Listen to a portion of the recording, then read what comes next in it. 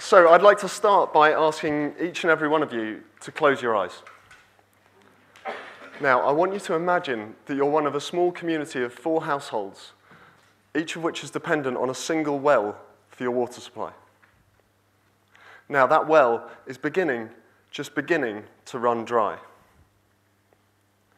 I want to ask you 2 questions. To what extent do you think you feel a personal responsibility to use less water?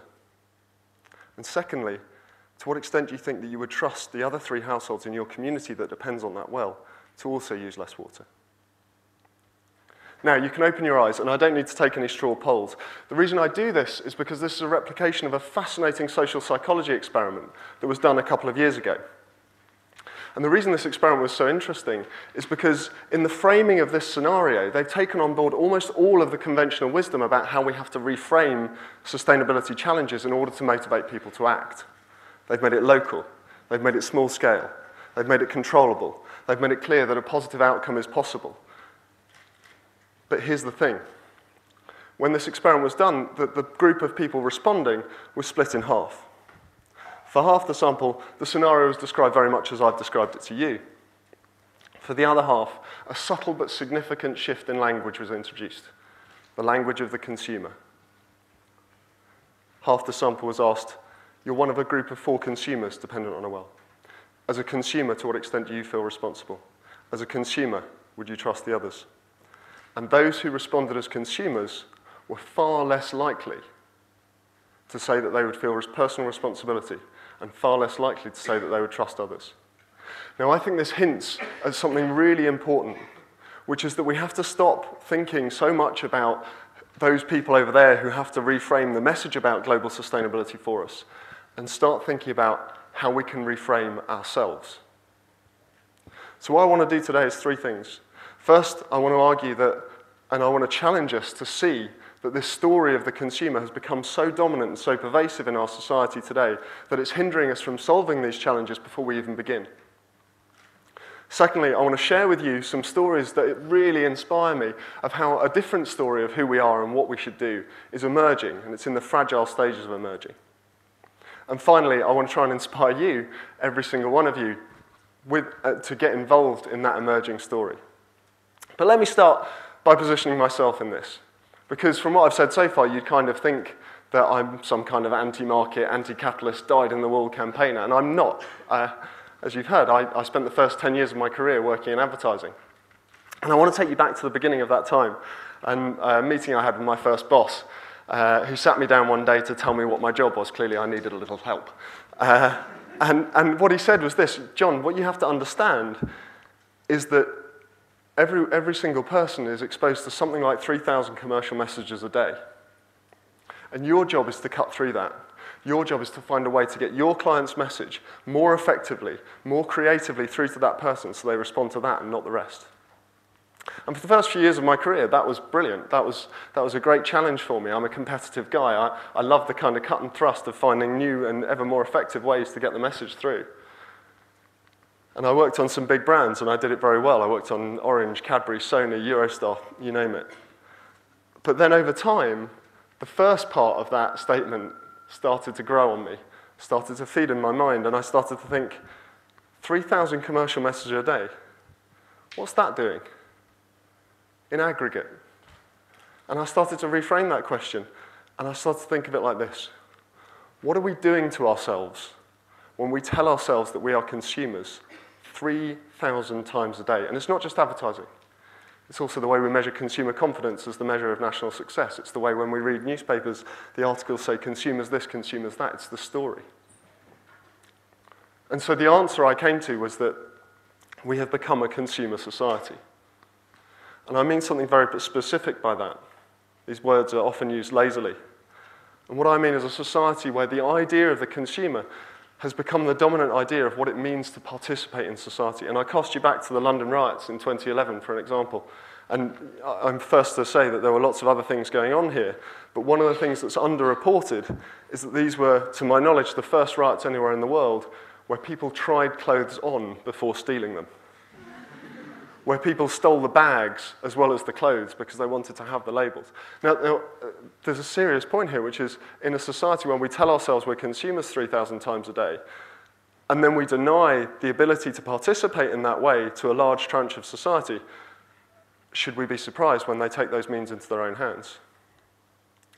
But I also mean, when I say consumer society, I mean that this idea of the consumer has risen up, and instead of being one among the many roles that we play, so consumer and citizen and shareholder and parent and so on, the idea of the consumer has risen up above those and starts to infuse all of those others with its logic. And I think you can see this if you start to look. We have, as parents, we've become consumers. We have massive problems with childhood materialism in this country, and to be a good parent is to be a good consumer in many ways. As shareholders, we've become consumers. The idea that a shareholding could be any more than a financial self-interested transaction seems naive at best. And most importantly, I'd argue, as citizens, we've become consumers. Now, I'm not the first to talk about the consumerization of politics. I'm not the first to note that policies are now shaped in market research focus groups like any other consumer product. I'm not the first to note that parties segment and target their audiences like a brand manager would. And I'm not the first to note that voting, which used to be considered the minimum level for participation in society and is essentially itself an act of consumption, has now become the maximum, with voting levels dropping through the floor in the last 4 elections in this country. But perhaps I'm the first to note that there's been a subtle but significant change in the way we vote and the way we think about voting as well. And the example I often use here is go back to one particular day in the Scottish referendum campaign. And the day starts with Alex Salmond coming out and saying, my economics analysis has shown that if we leave the Union, every Scotsman will be £1,000 better off. And that afternoon, Jon Alexander came out for the no comment and said, my economic analysis has shown that if we stay in the Union, then every Scotsman will be £1,400 better off per year. And lots of people commented on the ridiculousness of economic analysis being able to provide these 2 different answers. But what very few people commented on was, is this really what it's about? Is that what voting is? Is that how we should vote? Because the fascinating thing is that the original idea behind the vote is a kind of wisdom of the crowds principle. It's the idea that you and I all have different and unique perspectives on the good of the society as a whole. And that voting is our means of putting our perspective into the aggregate. And that when we bring all those together, because we've got all these different unique perspectives, we might have the chance to correctly identify what is best for the society as a whole. But that falls down when we start voting not for what is best for society as a whole from our perspective, but for what's best for us. When that happens, we're no longer really accurately described as citizen participants in a society, but consumers of the society. And I think this is directly relevant to the challenges of global sustainability, because when we vote for people on this basis, our local representatives go to the national parliament and we send them there in the name of our individual self-interest. And they go there and they represent the narrow self-interest of their constituency. And then our national politicians go to the international stage in the same mindset, essentially as consumers, looking out for the narrow self-interest of the individual nation. And that is just the world scenario on a macro scale.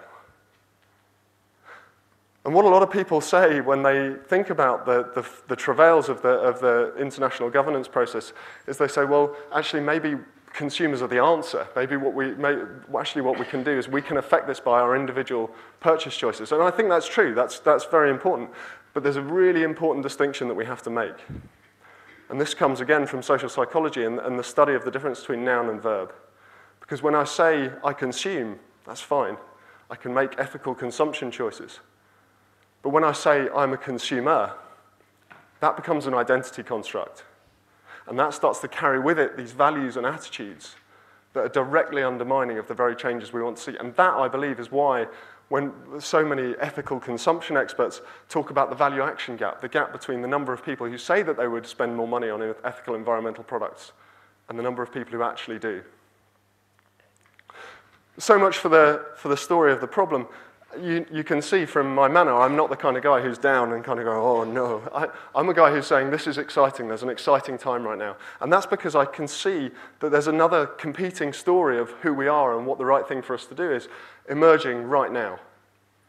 And I can see it everywhere. And I think of this as the rise of something that we could truly describe as the citizen.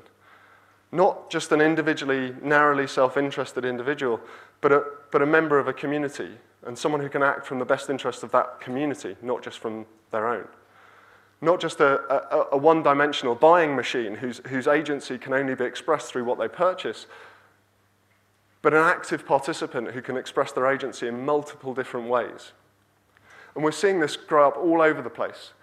Grassroots movements, two of my favorite examples. One is directly relevant to this question of global sustainability. The first is an organization called Share Action. And Share Action is a movement of people like you and I who have decided to claim their shares and their investments and their savings as things that give them agency, genuine agency and power in the financial system. And one of the key things that Share Action members do is they go to the AGMs of the companies in which their funds are invested, and they ask challenging questions. And because they're the investors, they have the power to hold those companies to account. And they've had some amazing successes, including on Shell in the Arctic recently. The second example I give you is a much more humble one in many ways, but brilliant for all that. And it's an organization called Incredible Edible, which started just in one village in Todmorden in Yorkshire, seizing the control of public space to grow public food, refusing to see themselves just as consumers in the food system, but participants in many more ways. And that movement that started in one village in Yorkshire now has 50 different groups across the UK and over 100 worldwide. These things are growing fast. But it's not just the grassroots movements, it's also the big civil society organizations are starting to get on board with this idea that people are not just one-dimensional consumers. My favorite example here is RSPB, an organization that until very recently thought of itself as the voice of nature. The voice of nature. I tell you what to do, I'm nature. And they've changed their orientation completely, and now they think of themselves as giving nature a home and enabling all of us to give nature a home with them. That's a very different way of thinking. But also, it's not just the for good organizations. The big businesses for whom profit is an imperative, if not necessarily the ultimate goal, because to my mind, businesses need to have a purpose as well as just the profit purpose. But even these are getting involved. And my favorite example here is B&Q in this country, who have an initiative called Street Club, where they're moving away from just flogging people stuff and moving towards creating tool libraries and skills libraries and building community around those to enable people to look after their homes and love their homes. So if this story of the individual, this different story is emerging, it's emerging at a time when the story of the consumer is becoming all the more pervasive. And in a way, I think of this as a kind of battle of stories that we're living in today. Because not long ago, there was an article in the New York Times that really summarized this in an interview with an advertising agency CEO who said, we don't know where the consumer's going to be anymore, so we have to be everywhere. And this is the behavior that the advertising industry is rewarding at the moment. This is the story that we are trapped in. Give you an example, I've read just the other day that they're experimenting in Germany with piping ads through train windows. So if you lean your head on a window to rest, it'll pipe an ad through to you. If you think about Google Glass and these sort of wearable tech things, how are the business models of those going to run? I mean, Google Glass, we're literally going to end up seeing the world through a consumer lens if we're not careful. But I think, this brings me to the point where I'd say we need to take control here. And I think there's two things we need to do. The first is we need to try and put some limits around where the story of the consumer can be in our lives. And for me, that probably means at a societal level, we need to think about, firstly, where advertising can and can't be. And I'm not saying this as an anti-advertising guy. I am an ad man. But I think there have to be limits. Maybe it's choosing to say that we're not going to advertise to children below a certain age because telling kids they're consumers before they can be anything else just isn't the right thing to do. Maybe it's putting limits on outdoor advertising or on where digital advertising can be, because we don't want every single bit of public space to become commercial space. But that's one big thing that we need to address as a society. I think also there's something that we can all do, and that starts really close to home. And that's about challenging ourselves to ask the question, when am I a consumer? When am I accepting this framing? When am I projecting this onto other people? And there's a lot of students in the room. You guys are going to go into jobs and workplaces where the idea of people as consumers is taken as normal. And it will be so easy for you just to accept that and become part of it and project that into the world. But we don't have to do that. You can break out of that story.